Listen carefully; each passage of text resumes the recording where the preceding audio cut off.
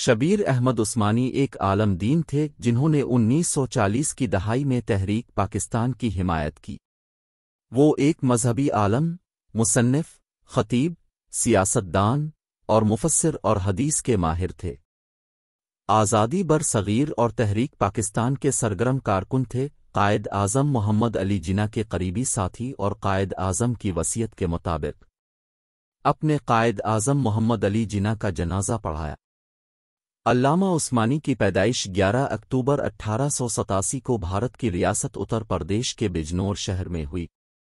علامہ عثمانی محمود الحسن کے تلامذہ میں سے تھے۔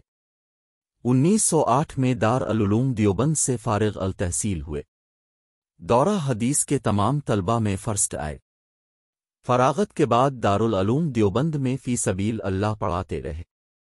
متوسط کتابوں سے لے کر مسلم شریف اور بخاری شریف کی تعلیم دی۔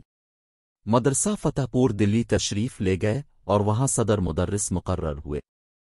1930 میں اب جامعہ اسلامیہ ڈابھیل تشریف لے گئے اور وہاں تفسیر و حدیث پڑھاتے رہے۔ 1936 میں دارالعلوم دیوبند میں صدر محتمم کی حیثیت سے فرائض انجام دیتے رہے۔ آپ کی تمام زندگی خدمت اسلام میں گزری اور آپ کے کردار نے مسلمانوں میں زندگی کی روح دوڑا دی۔ سیاسی اور ملکی خدمات میں اپنے بڑھ چڑھ کر حصہ لیا۔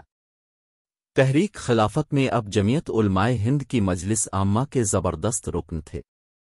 مسلم لیگ میں شریک ہو کر تحریک پاکستان کو تقویت بخشی اور ایک جماعت جمعیت علمائے اسلام کے نام سے تشکیل دی جس کے پہلے صدر اب منتخب ہوئے۔ کشمیر کی جدوجہد آزادی میں بھی نمایاں حصہ لیا۔ پاکستان کی قومی اسمبلی کے ارکان ہونے کے باعث اپنے پاکستان کی دستور ساز اسمبلی میں قانون اسلامی کی تجویز قرارداد مقاصد کے نام سے پاس کرائی۔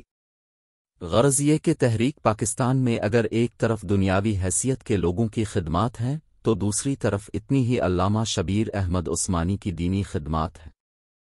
13 دسمبر 1949 کو 11:40 پر بروز منگل 66 سال کی عمر میں خالق حقیقی سے جا ملے۔